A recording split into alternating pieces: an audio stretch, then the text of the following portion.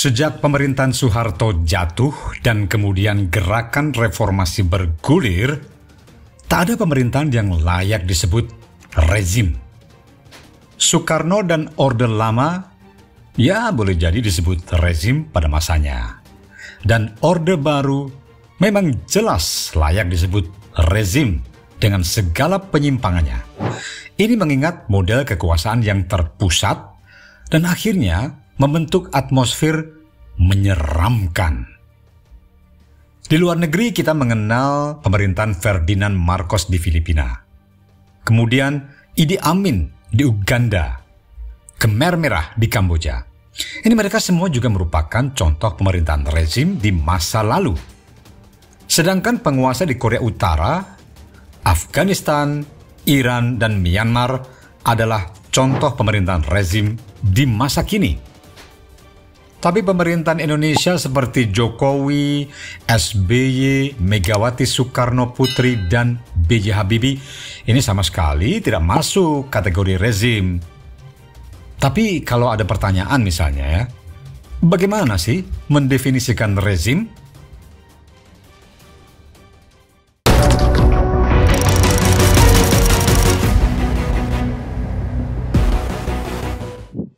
Secara harafiah, rezim memang hanya disebut masa pemerintahan. Artinya, siapapun yang jadi presiden layak disebut rezim.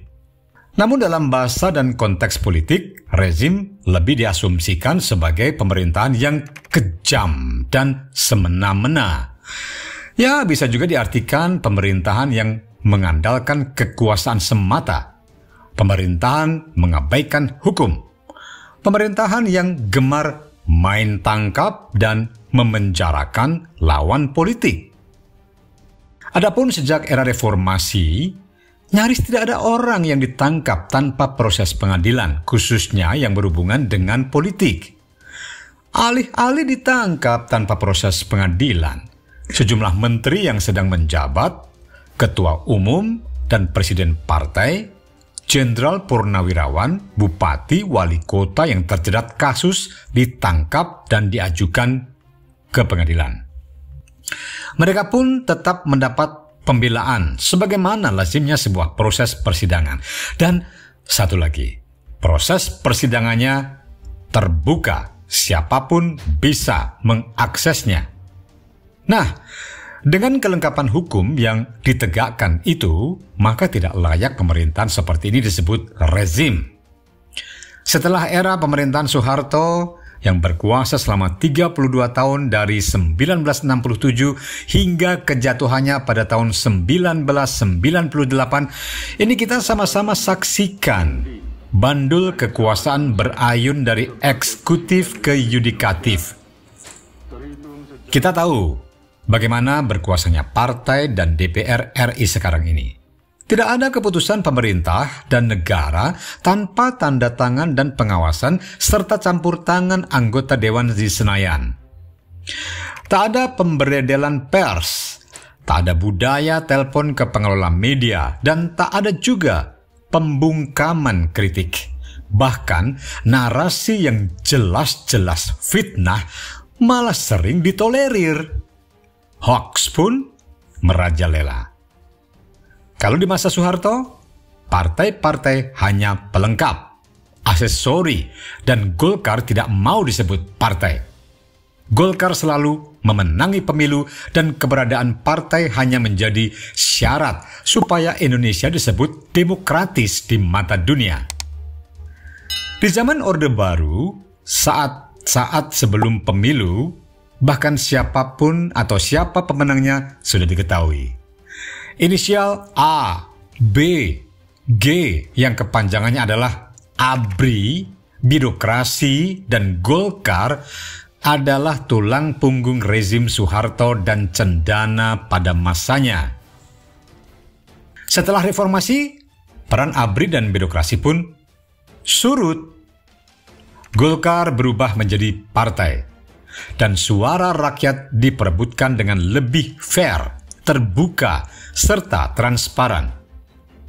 Maka, mereka yang menyebut rezim Jokowi, rezim SBY, rezim Mega dan seterusnya jelas sedang menyesatkan publik, awam. Nah, celakanya anak-anak muda masa kini yang notabene tak paham sejarah, minim literasi, malah mempercayainya. Dalam pemerintahan rezim, baik rezim siapapun dan di negara manapun, rakyat tidak bebas bersuara. Pemerintah yang dipimpin oleh rezim bebas menangkap dan memenjarakan siapapun tanpa proses pengadilan. Tidak hanya itu, bahkan juga ada penculikan dan penghilangan paksa sebagaimana terjadi pada zaman Soeharto. Ya, inilah ciri khas pemerintahan rezim. Sedangkan hari-hari ini jajaran Polri bahkan tak bedanya menghadapi para penghina presiden. Mereka berdalih dalam undang-undangnya, presiden harus melapor sendiri. Presiden pun harus patuh pada undang-undang. Sehingga kelompok oposisi pun bebas nyablak. Rezam rezim. Menghina kepala negara dan keluarganya sudah menjadi kebiasaan mereka. Bayangkan, jika yang berteriak-teriak seperti itu hidup di zaman Soeharto di masa Orde Baru, hampir pasti mereka bakal kedatangan jeep berisi orang berambut cepak dengan benjolan pistol menyelip di pinggang. Yang bersangkutan dibawa ke Koramil atau Kodim dan dijadikan ajang latihan anggota di sana.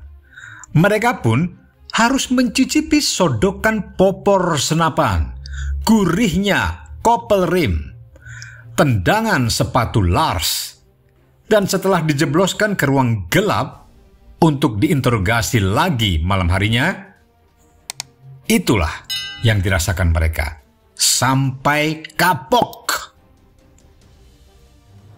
Pernyataan Presiden bahwa pemerintah terbuka terhadap kritik dan silahkan mengkritik itu merupakan sikap yang sungguh-sungguh menjadi sikap dasar pemerintah di dalam mengelola negara. Silahkan kritik karena pemerintahan yang sehat, pemerintahan demokratis yang sehat itu yang memang terbuka terhadap kritik. Oleh sebab itu Presiden mengatakan silahkan kritik kalau memang diperlukan perbaikan bagi pemerintahan. Cita-cita kita di tahun 2045, 1 abad Indonesia merdeka, mestinya insya Allah Indonesia telah keluar dari jebakan pendapatan kelas menengah. Indonesia telah menjadi negara maju dengan pendapatan 320 juta rupiah per kapita per tahun atau 27 juta per kapita per bulan. Dengan kemiskinan mendekati 0%. Kita harus menuju ke sana.